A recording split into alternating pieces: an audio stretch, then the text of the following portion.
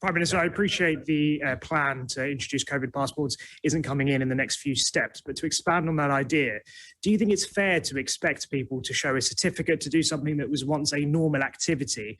And what support will you provide businesses who will have to enforce it? And are you expecting them to eventually turn people away who don't have a certificate? And a second question, if I may, research that was published in the British Medical Journal a few weeks ago found that adherence to test, trace and isolate was low. You're now set to roll out this new mass testing scheme where you can get 2 rapid tests a week. How much compliance do you need for that to actually work? And how can you be confident that it will work, given that compliance levels of test, trace and isolate was so low? Well, Shihab, actually, well, first of all, on your question about COVID status and certification, and I really direct you to what I said just now to Ian. You're taking too many fences at once, where stages 2 and 3 don't involve anything of the kind. When we have proposals, we'll be setting them out. And on your point about test, trace and isolate, actually, I think that testing has been a massive advantage to this country. Our ability to conduct, I think, 112 million tests was the last number I saw.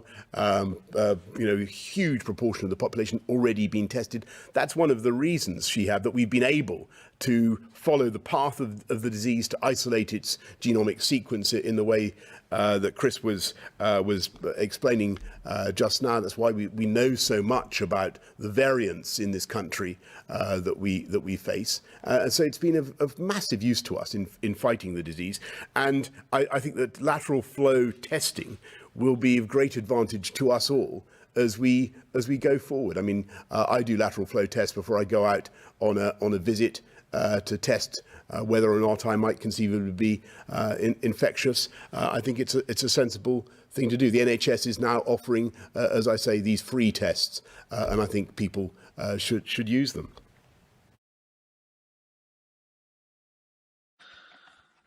So, gucken wir mal, was hier da jetzt drin ist.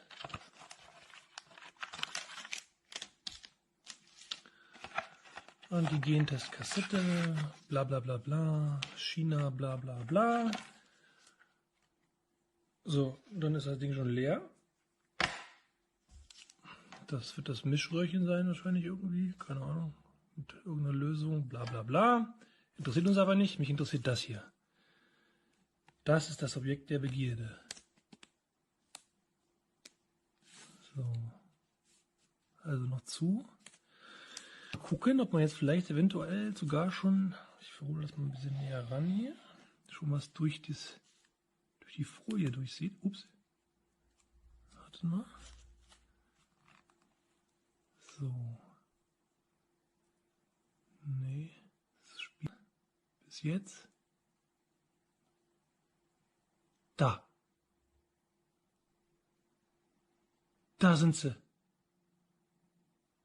Seht ihr das? Warte mal, das macht mich jetzt gerade sprachlos. Da. Warte mal. Einzufangen. Dann. Da. Seht ihr dieses Riesenteil hier?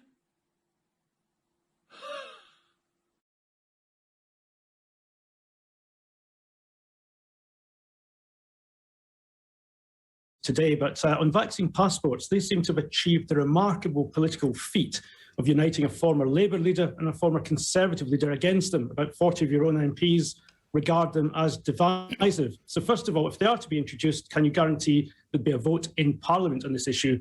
And secondly, would you like to take this opportunity to reassure the sceptics that while they could be useful for big events, people will not need to take a certificate to the local pub to gain entry? And very briefly, if I can ask this too, on your review documents, they're sounding pretty pessimistic about foreign travel going ahead in May. When do you think you'll be able to tell us that people can book a foreign holiday?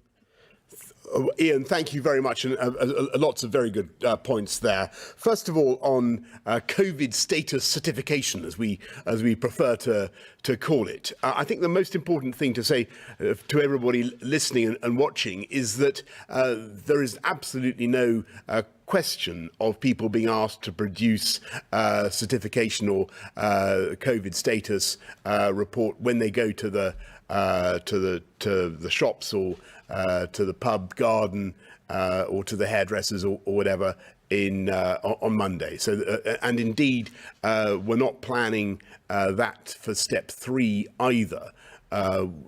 May the 17th, as you know, we're hoping to go for the opening up of indoor hospitality and so on.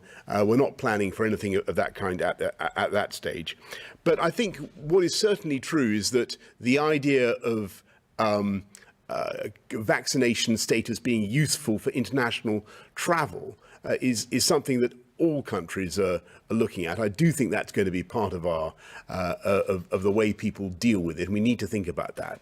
But there are basically 3 ingredients to your COVID certification, or 3 ways that you can give reassurance to others if you go to a big mass event, and or ways you can that people can be assured that the people in the room don't have the risk of spreading COVID. And the number one is your immunity.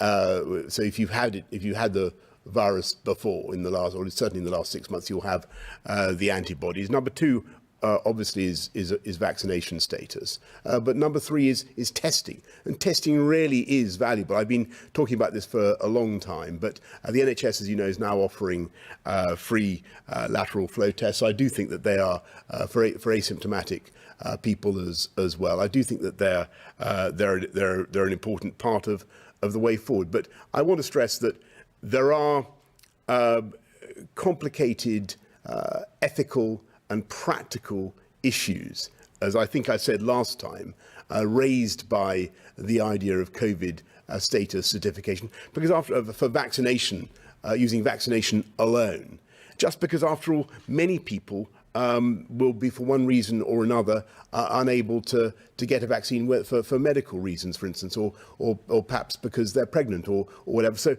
you've got to be very careful in how you handle this, and don't start a system that's discriminatory. They've already started the vaccinations.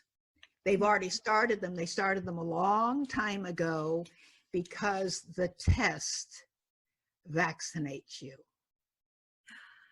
So I have the article right here in front of me, and here's what it says. Yes, they can vaccinate us through the nasal test swabs and target the brain. Now, here's the thing. As a doctor, I said, this is crazy, because you see, you're wearing a mask to cover now they would hate it. They would not allow you into a store if you just wore a mask over your nose. You got to wear it over your mouth, because supposedly the COVID-19 is in your saliva. Well, if it's in your saliva, then all they have to do is swab the inside of your mouth like they do for a DNA test. But no, they take these long Q-tips and they stick them all the way back, almost into your brain. They stick them back to the back of the nasal sinuses, and then they twist them. All right, here's what they're doing. First of all, there is a very thin plate of bone that covers the brain between the brain and the nasal sinus, and it's called the cribriform plate. And every doctor knows about the cribriform plate.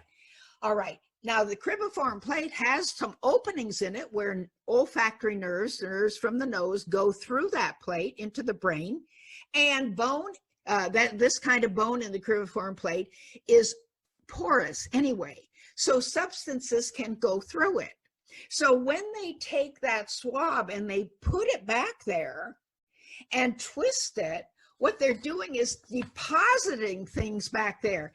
This, you can't see this, but this shows that they have nanoparticles that are actually on the ends of the Q-tips that they're putting in there that can get into your brain. They can be hooked up to the cloud. So they are already vaccinating you with the test.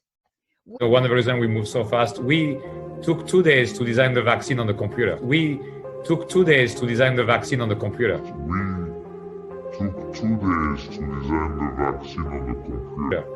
Why? Because we had worked on MERS, another coronavirus, with Dr. Fauci's team for 2 years.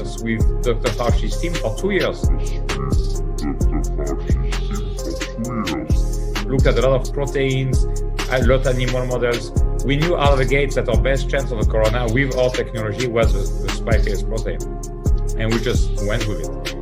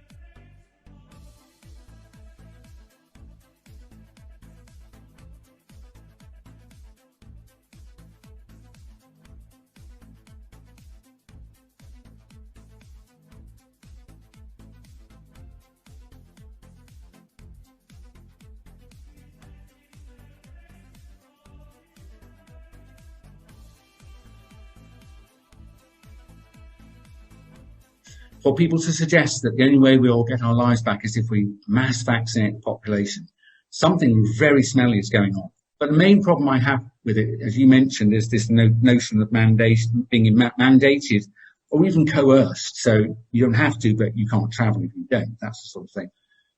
I want your viewers to know that that's illegal under international law. That after the Second World War, atrocities of Dr. Mengele and other doctors in Japan, where they performed experiments on humans that led to their deaths, we and others in the post-war consensus led to an international law that says that no medical procedure may be performed on a human being without their informed consent, and they must benefit from it, and about 10 other things, but that's basically at the heart of it. Your government doesn't have the right to override that law. So if people are saying you've got to, otherwise you can't go shopping, or you can't go to work or travel, take them to court. It's absolutely illegal, and no one should stand for it.